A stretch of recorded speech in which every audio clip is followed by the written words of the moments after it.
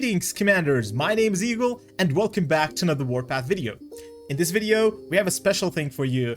We're actually making a tier list. This is gonna be the first video out of many where we create tier lists for multiple things in the game.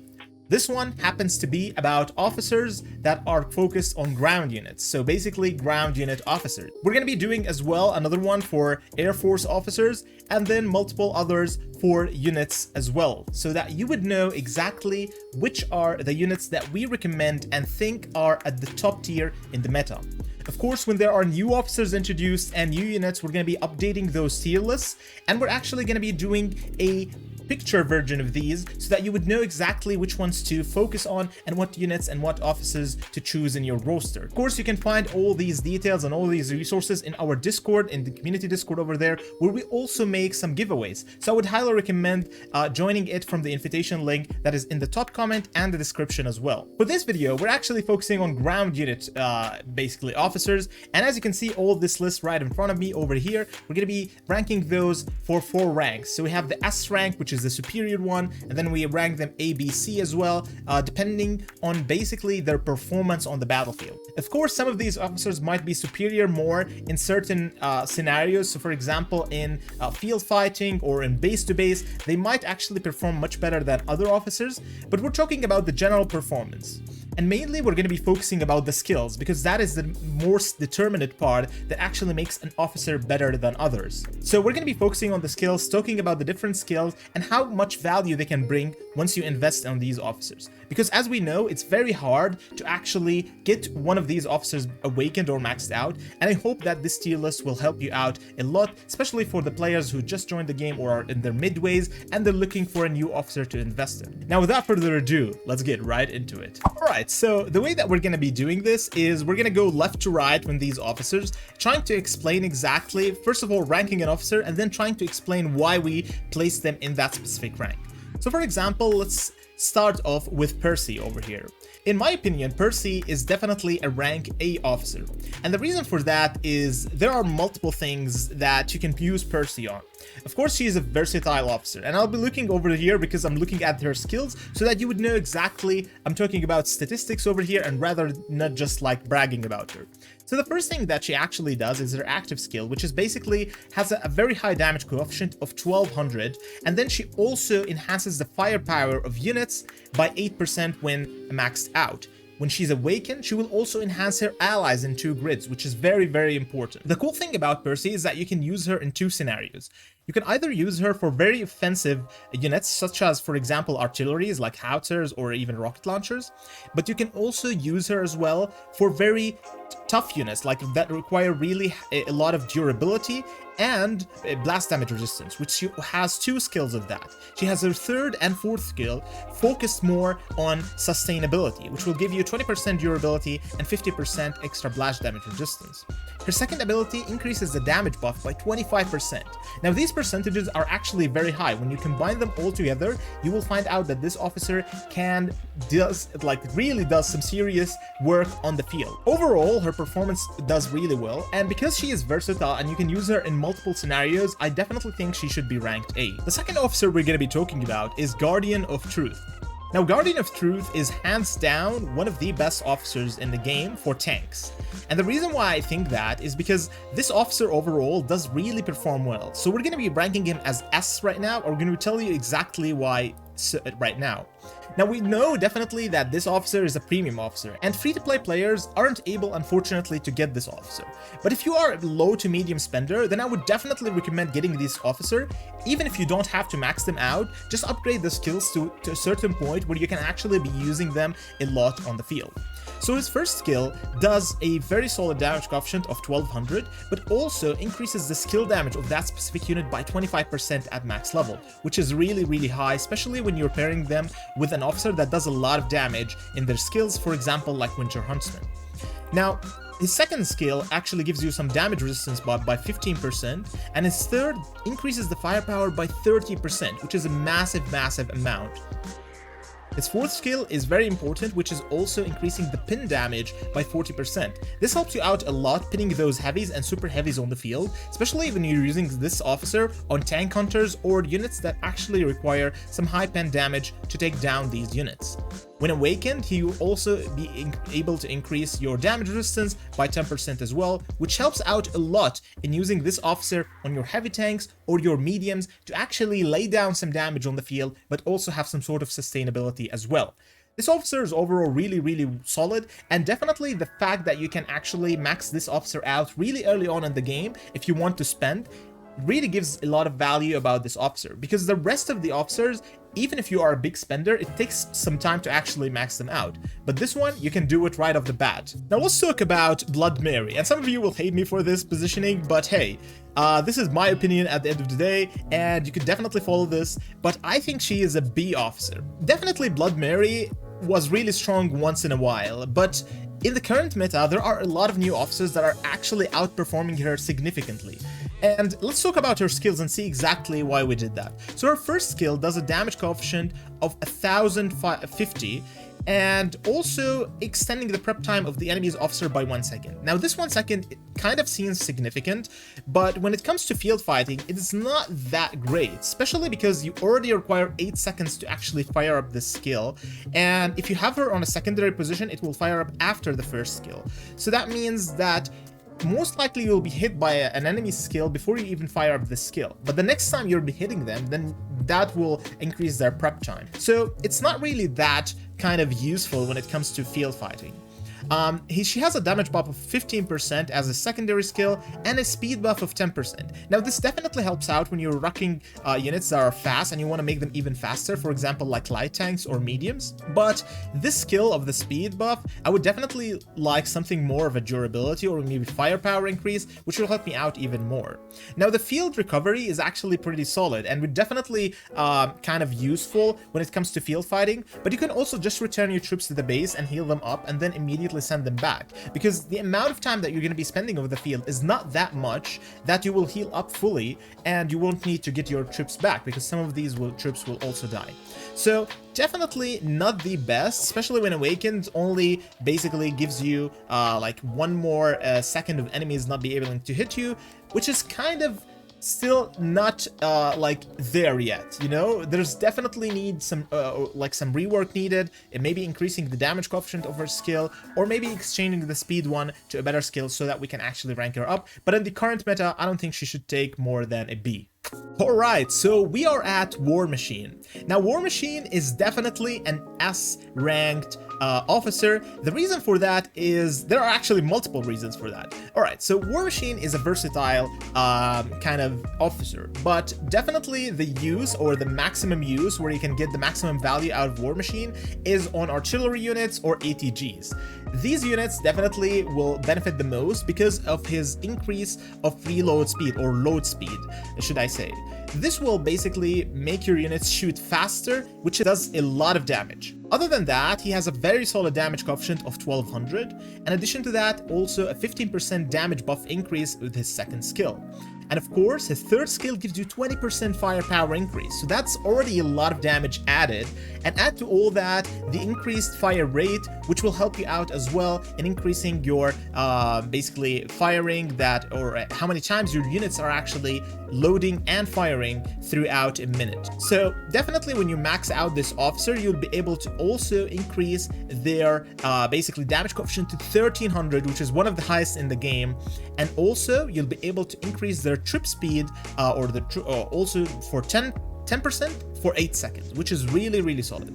Now the cool thing about War Machine is that you can actually get their statues for free from the Alliance store. So he's a kind of a free-to-play friendly officer, so that's why he is ranked S, because he is easily acquired. You can rank him up really fast, and he does give you a lot of value on the field. Let's talk about Disruptor over here. I think that this officer is actually an A rank. The reason why he is an A rank is because of the amount of damage increase that this officer can actually give you. So the first thing is the damage coefficient of his active skill isn't really that high, it's only 1500, but he also increases the kill radius buff of 6%, which will help you out deal more damage to multiple enemies throughout the way. And it also increases his fourth skill, even increases that by another 6%, so that's actually 12% extra.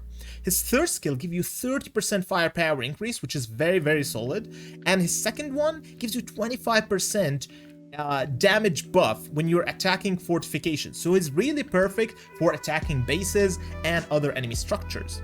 When you awaken this officer, you'll be able to reduce the artillery load time by 10%.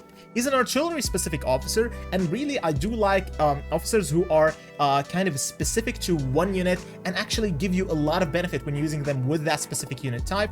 So that's why he is ranked A, and he is a very, very solid officer overall. It comes time for Tip of the Spear, and unfortunately this is the first officer that will be in the C rank. In my opinion, I did like Tip of the Spear when he first came out, but the problem with Tip of the Spear is that he's a versatile officer that doesn't really fit one unit type.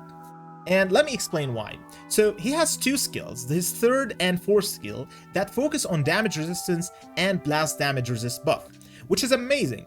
Now, however, the rest of these skills are completely focused on damage output, which is kind of his second skill, like increasing the firepower of 20%, and his first one even giving you a damage buff of 45 and a firepower buff as well as 7% to all your allies. Now his active skill is very amazing, and especially when you max him out, you will be able to reduce basically the prep time of their troop skill by 1.5 seconds. So that means you'll be able to fire up this skill or keep this skill almost active all the time, his active skill. But at the end of the day, there's two skills that are completely useless. Like, this officer is made for utility, but on the other hand, he could be much more if his third and fourth skill, one of them at least, focus more on offensive rather than both focusing on defensive. So for example, if I put this officer on my ATG or one of my artillery units as a secondary, then I will only be benefiting from his first two skills, which are still decent, but at the end of the day, I'm not sure how much value they can actually bring alone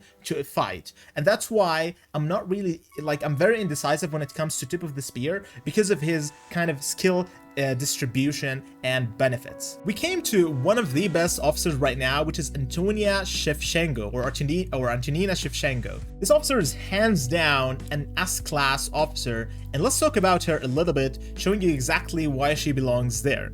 Now, of course, Antonina is one of the best artillery officers specifically for artilleries. I would never use her in any other unit type, maybe some ATGs, but definitely more or less best used on howitzers. And the reason for that is her skill distribution. The first thing is she does a lot of damage in her active skills. She does 1200 damage, but also increases her skill damage by 25% when leading the artillery troops. And her fourth skill increases the skill damage by another 25%, which does massive amounts of damage when she fires out that skill. Her second one gives her 25% damage boost, and her fourth one gives her a 30% firepower buff. Antonina is hands down the highest DPS officer that will make sure your artilleries shred through other units. Of course, when you awaken her, you'll be able to even unlock a very cool ability which will increase the firing range of your troops by 1 map grid, which also helps out a lot in firing from a distance and dealing massive amounts of damage. She is definitely one of the officers that I do highly recommend for anyone to actually spend in and invest in the early game. Mine is already almost maxed out, and we're only like about 2 months within the game. And the reason for that is I'm focusing literally everything on her because I want to max her out and get the benefit of that map grid, and it will help me out a lot in every single fight that I'll be doing in the future. Alright, now, so let's talk about White Wolf. I think White Wolf belongs in the B rank, and the reason for that is overall, infantry units aren't really performing great lately. We definitely are requiring more infantry officers or infantry unit buffs so that we can actually use these types of units more often on the battlefield. White Wolf is actually a solid officer, but the overall kind of skill distribution doesn't really fit best. So let's talk about her skills a little bit. So her first skill, throwing a grenade for 1200 damage coefficient, which is pretty solid, but also increases the skill of units by 25%, which is kind of almost similar to Shevchenko's. Her second skill increases the damage by 15%, and her third one increases the firepower by also 30%, which is very, very good. The last one, when you're actually activating the bunker, it increases the damage resistance of the bunker for 15%. Overall, this officer has really, really good skills. The only reason that she's actually ranked as a B officer is because infantry themselves are actually weak. So when you're trying to increase the firepower of infantry, you're not going to be able to convey a lot of infantry damage. But definitely with the addition of Iron Bastion, which is not really right now in the list, but we'll add him in the future, then I'm seeing a very high potential for White Wolf to be paired with that new officer, and together they can actually deal some serious damage, especially when it comes to base versus base. When you activate the bunkers, you'll be able to kind of resist a lot of blast damage, but also send out some really nice like counter damage to whatever troops that you're actually attacking. Definitely there's a very high potential in the future, and especially when they add the new infantry units with kind of rocket launchers or whatnot that deal more damage on the field, and then the damage output of these units is gonna be very solid, and I'm really looking forward for that. So that we're definitely gonna be making another video about her and Iron Bastion in the future. It's time to talk about one of the crowd's favorite, Spanner. Now, Spanner is definitely an A class officer, and the only reason why I don't want to put him at a kind of an S class is for two main reasons. The first reason, there are better officers that are out there, so I don't want to really kind of, if it was like 2 months ago, I'll probably put him on an S class, but because of the introduction of new officers that are actually much better in terms of the tank role and sustainability role, he's definitely got down ranked to an A right now. And let's talk about why he is actually an A. So the first skill that he does is actually a healing coefficient of 1500, which is a very, very massive healing coefficient. But in addition to that, he increases the damage resistance for 8 seconds when he's leading a tank troop. So his best use with heavies or super heavies.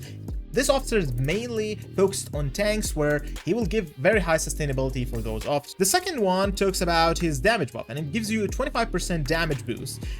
Very suitable for attacking fortifications when you're using, for example, a super heavy tank, because super heavies are known to actually put out some really solid amount of damage. And the third one gives you a 30% durability buff, which is one of the best in the game right now. And of course, let's not forget about the healing on the field.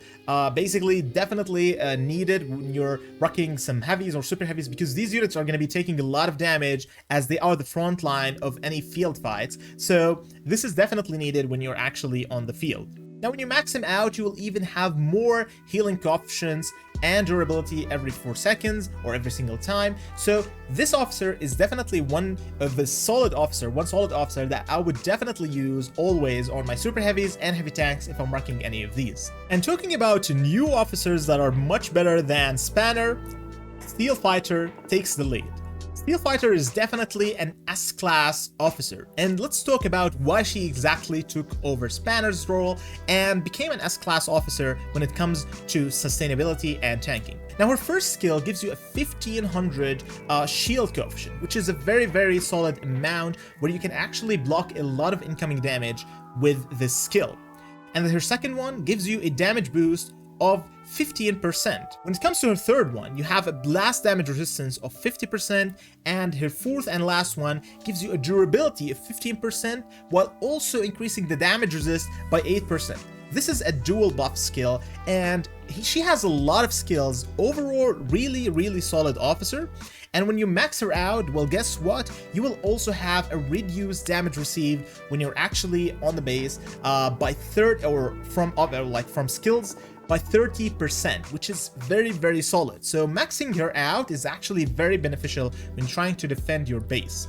This officer overall performs really, really well when it comes to sustainability on a super heavy or a heavy, and she is definitely a leading officer when it comes to these.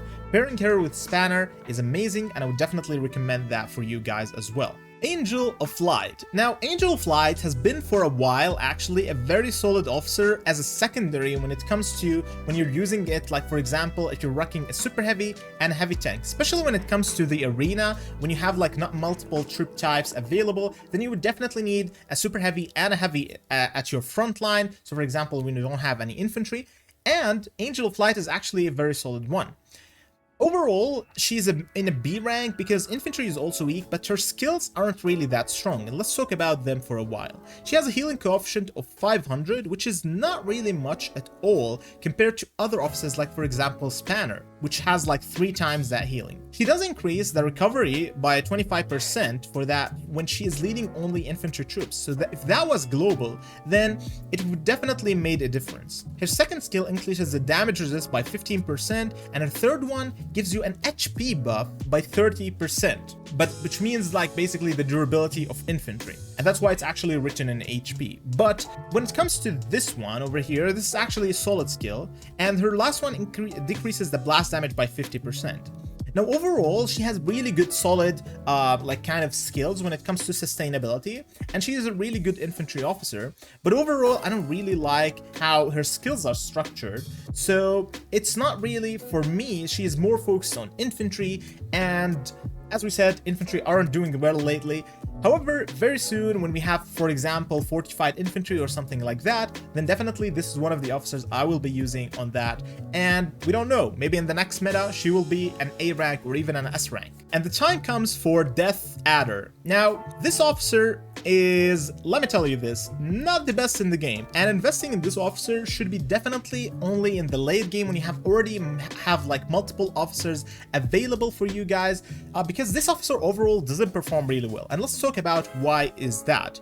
Now, he's definitely a C ranked officer. His active skill only does 1050 damage, which is the lowest in the game, but he also gives damage resist by 20% for 4 seconds. Now that is not much because it's only 4 seconds.